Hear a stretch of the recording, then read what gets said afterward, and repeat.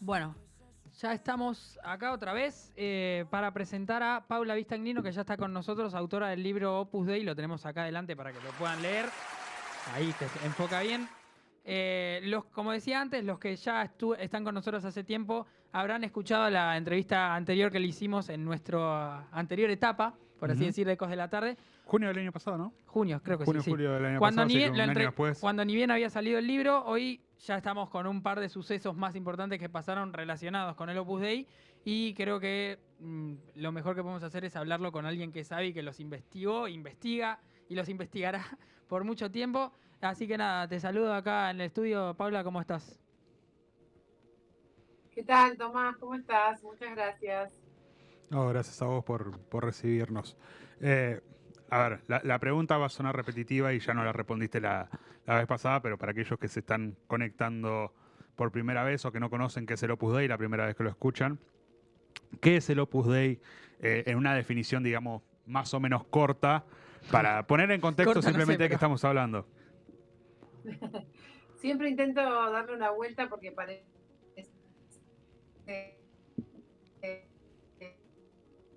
Uy, parece que se nos está cortando, ¿no? muy repetitivo y van a decir que después invento. A ver, para decirlo sencillo, es una institución que pertenece plenamente a la Iglesia Católica, ¿no sé? Nos está te está cortando un cortando poco. bastante. A ver si saco el wifi. Ahora bien. Espera. Vamos a ver si Problemas técnicos, la problemas que pueden tecnología pasar. me ayuda. ¿Quién no tuvo Eh, una experiencia así en a ver, una ahora. videollamada? Por ahora va Ahí bien. creo que se nos escucha Ahora bien. va bastante fluido. Perfecto, saqué el wifi. Ahí vamos. Ahí va, ahí va. ¿Estamos mejor? Sí. Sí, Sí. ahí está. Estábamos hablando de qué es el Decía Opus que Dei. sí, bueno, se puede definirlo básicamente, es decir, que es una institución de la Iglesia Católica con casi 100 años de historia. Eso es lo formal, fundada en 1928 por un cura español, que es santo de la Iglesia Católica. Y esto corre por mi cuenta, de parte del análisis, una institución que ha funcionado sobre todo en las sombras, de manera paralela al funcionamiento de la Iglesia Católica, y que además tuvo siempre objetivos muy particulares, inclusive en algunos momentos contrarios a los objetivos de la Iglesia Católica, ¿no? Entonces, es por definición una institución que ha funcionado en las sombras porque se propuso meterse, penetrar en la vida civil, es decir, toda nuestra vida en todas las áreas, sin que nosotros pudiéramos saber que ellos estaban detrás de determinadas cuestiones. Cuestiones públicas, ¿no? Leyes, educación, nada, maneras de mirar el mundo, por supuesto, de influir desde los medios de comunicación, desde la academia, desde el poder, desde una mirada ultraconservadora de la sociedad, en lo cultural, por supuesto, y neoliberal en lo económico. Yo estaba hoy, hace un par de días, estaba escuchando un par de entrevistas que te han hecho como para estar un poco más actualizado y no repetir preguntas. Y hace un tiempo, justo creo que fue ni bien se había producido el fallecimiento de Francisco, que estuviste ahí en radio con vos, con Berco, y te preguntaba un poco del, ¿cómo se llama? Del Opus Dei y demás, y vos decías que eran o sea, las cabezas del Opus Dei como que son religiosas, pero después ya es más laica la institución, un poco. ¿Cómo es eso? Sí, exactamente. Hay que pensarlo como una pirámide y en esa pirámide hay una cumbre muy pequeña, un 2% de la pirámide total, que son sacerdotes, varones. Esos sacerdotes, antes de ser sacerdotes, fueron numerarios, es decir, que fueron miembros laicos del Opus Dei. El Opus Dei no acepta curas formados en ningún seminario de ninguna de las órdenes de la Iglesia Católica, sino que ellos mismos forman y quieren miembros puros del Opus Dei a numerarios, es decir, miembros laicos que ingresaron en la adolescencia, ellos los forman para que sean curas. Y esto que me decís tiene mucha relación con lo que yo decía anteriormente, y es que el 98% de los miembros del Opus Dei son personas laicas. Con laicas queremos decir que no son curas. Sin embargo, tienen compromisos religiosos muy estrictos, como la obediencia, la castidad y la pobreza, similares a los que hacen los curas y las monjas, pero jurídicamente son laicos, no son religiosos, y por lo tanto pueden ejercer cualquier rol dentro de la sociedad, sin que alguien Digo, un cura sentado en la Cámara de Diputados, digo yo, un cura atendiendo el consultorio de un hospital público, un cura dando clases en la universidad pública, es imposible. Un numerario del Opus Dei lo puede hacer, lo hace y de hecho tiene casi el mandato de poder hacerlo porque a esos lugares quieren llegar. Entonces, básicamente, ellos tienen una mínima parte que es la cabeza, como decías vos, el 2% que son religiosos, y el resto, si bien tienen ordenamiento de tipo religioso, son creyentes, digamos, no sé si decir creyente católico, pero sí de la Sí, doctrina del Opus Dei, y el resto son miembros comunes de la sociedad. Me llama mucho la atención el hecho de que vos hablabas de cómo consiguen infiltrarse un poco, o sí, infiltrarse sería la palabra, infiltrarse dentro del orden público, del orden de los medios, como es, a ver, voy a decir, iba a decir en nuestro caso, pero cómo logran infiltrarse en diferentes medios y prácticamente es un nombre desconocido, es decir, eh, ¿se tiene una idea más o menos de hasta dónde han llegado a infiltrarse en los diferentes países? sí. Como bien vos decís, les interesan los lugares de influencia, les interesa llegar a esos lugares sin que se sepa que son personas que tienen esta obediencia con una institución que tiene unos fines muy particulares. Por lo tanto, los miembros, desde los estatutos primeros, por orden del fundador, no dicen que pertenecen al Opus Dei. Esto es no solo característico, sino esencial y nuclear para que el Opus Dei pueda funcionar según quiere. Y en la Argentina, bueno, podemos mirar muchos países. En España, que es el país de origen, han llegado a lugares de muchísimo poder de la mano de Franco, en dictadura.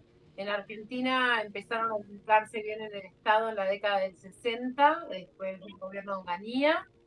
Se ubicaron bien con la NUCE, se ubicaron bien en la dictadura militar y se ubicaron bien en la década del 90 cuando muchísimos estudiantes de Derecho de la Universidad Austral, gracias a un sistema de pasantías que creó el ex procurador, reciente procurador general del Tesoro, Rodolfo Barra, y de un sistema de pasantías por el que cuando él era ministro de Justicia muchos pasantes de la universidad, muchos estudiantes de Derecho de la Universidad Austral ingresaron a la justicia argentina y hoy están en la cúspide de sus carreras, ¿no? Judiciales. Entonces, yo diría que si tenemos que pensar en la Argentina, tienen periodistas, han tenido periodistas en diarios importantes, han tenido personas en empresas, hay cargos técnicos del Estado importantes donde hay miembros del Opus Dei, pero sí hay que pensar en un lugar donde claramente lograron entrar de una forma más masiva, podemos decir, aunque no sea, no sé si es masiva, porque tampoco son tantos, pero que lograron entrar en escala, es la justicia, el poder judicial, sin ninguna duda. Es donde más fuerte se siente y dentro del poder judicial, en lo contencioso administrativo. Yo siempre creí que era en el área de familia, ¿no? Por esta cuestión conservadora y sin embargo es donde está la plata. Vos decías que tienen una serie de objetivos marcados, que es a dónde quieren llegar. ¿Cuáles son esos objetivos? ¿Cuál es el ideal que persiguen? Yo tengo, más o menos lo dijiste, ¿no? Un conservadurismo Mm, respecto a lo civil y un liberalismo en lo económico. totalmente. Ellos miran la sociedad como una montaña y así como la estructura de ellos, ¿no? Como una pirámide y creen que ellos tienen que ocupar la cumbre de esa montaña, la nieve, la llaman, porque desde ahí pueden influir, derretir esa nieve y llegar a toda la sociedad, ¿no? No les interesan las bases, les interesa la cumbre, les interesan los lugares de poder para desde ese lugar tutelar o dirigir, podríamos decir, derramar sus ideas de cómo tiene que ser la sociedad. Y en ese sentido les interesa todo lo público, les interesa el mundo de las finanzas, el mundo del dinero, les interesan los bancos, les interesan las empresas, todos los lugares, o sea, partiendo de la base de que el poder y el dinero son lugares de influencia, porque el dinero es un lugar de poder y que el poder es un lugar que sirve para influir, siempre les va a interesar llegar a los lugares en los que se puede ejercer mucha influencia, por lo tanto, el Estado es uno, claramente, en sociedades, en estados laicos, ¿no? En este siglo y en el siglo ya en la segunda mitad del siglo pasado, digamos, les interesaba el Estado en particular, pero también lugares donde se mueve dinero, ¿no? Por supuesto. Entonces también les interesan, qué sé yo, los organismos internacionales, les interesan las universidades porque creen mucho, los jesuitas también lo creen, ¿eh? Creen mucho en que el conocimiento es un lugar de influencia, ¿no? Que la academia es una usina de ideas que luego influyen y podemos ver cómo circula ahí también, cómo circulan las ideas y el poder, que después son ideas que también filtran en la sociedad. Diría que esas tres patas, ¿no? El Estado, las familias que de por sí en la mayoría de los países dirigen históricamente las sociedades y los estados, digamos que, o que son clase dirigente, oligarquía o como lo queremos llamar, clase alta, bueno, y los lugares donde se mueve plata, por supuesto. Centrándonos ahora más que un poco en lo religioso, ¿no? Vos habías dicho en su momento en la entrevista que lo que tenía Francisco que no les gustaba al Opus Dei era que Francisco decía que eran una estructura que no estaba transparentada en el Vaticano, que lo que estaba pidiendo Francisco también era la intervención a la administración del Opus de cómo se manejaban. ¿Cómo era antes del fallecimiento? Que vos me dio gracia porque decías que el Opus casi que rezaba porque y entre comillas vaya Francisco. Sí. ¿Cómo era la relación un poco entre Francisco y Lupus? ¿Qué era más o menos lo que le pedía? Se enojaron mucho con eso, se enojaron mucho con que yo dijera que estaban aliviados, pero lo confirmo. Estaban aliviados, claramente querían que se fuera, nunca quisieron que un jesuita fuera papa. Ellos se llevan históricamente mal con los jesuitas y considerar que por ser simplemente parte de una institución verticalista o jerárquica como es la Iglesia Católica, no hay internos y todos respetan al papa que viene porque sí, es ridículo, ¿no? Es infantil. Bueno, no, es algo que no, que ninguna persona adulta puede pasar. Ellos querían que Francisco se fuera por muchas razones, decía por la rivalidad histórica con los jesuitas, porque los jesuitas siempre se opusieron al Opus Dei, y Francisco en particular, lo que yo sé es que ya él tenía, por su experiencia en Argentina, por conocer a personas que habían pasado por el Opus Dei, por saber cómo se manejan, era una institución que a él, para su mirada de la Iglesia Católica, no le gustaba, no le parecía, ¿no? Los jesuitas en general y Francisco en particular son organizaciones de la iglesia que trabajan con las bases, ¿no? Que se preocupan por la desigualdad, que no sé, que tienen sensibilidad con la injusticia y una cantidad de cosas que al Opus Dei no les interesa, o sea, no les interesa. Ellos dicen, nosotros no estamos para ocuparnos de eso, nosotros estamos para dirigir, nosotros estamos para... hay otros que se ocupan de los pobres, digamos, nosotros no. O sea, lo tienen clarísimo. Entonces, una mirada antagónica de la iglesia de parte de Francisco, pero además Francisco conocía algunos manejos del Opus Dei, que son por los que el Opus Dei está denunciado en distintos lugares del mundo, y que durante su pontificado en Argentina ocurrió, digamos, emergió una de las denuncias más graves que tuvo. La más grave que tuvo el Opus Dei en sus casi 100 años de historia, pero también una de las más graves para la Iglesia Católica, porque tiene que ver con trata de mujeres para servidumbre. Estoy hablando de las mucamas del Opus Dei, que denunciaron en la Argentina en 2021 en los medios, en una serie de artículos que publiqué, pero después también en la justicia hay una causa ahora, hay una acusación formal contra el Opus Dei.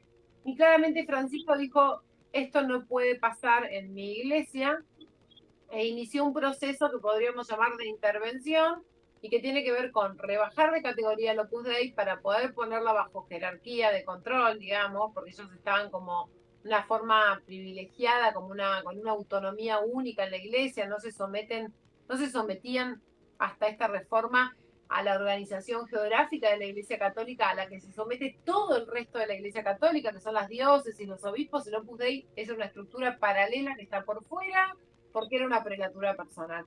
Entonces, Francisco inició esa reforma, empezó a exigirle al Opus Dei, o sea, modificó eso, lo hizo, porque lo hizo por un motus propio, que es un decreto papal, pero además les pidió un cambio de estatutos. Y el Opus Dei estiró casi 3 años el cambio de estatutos y lo tenían que presentar 2 días después de que se murió Francisco.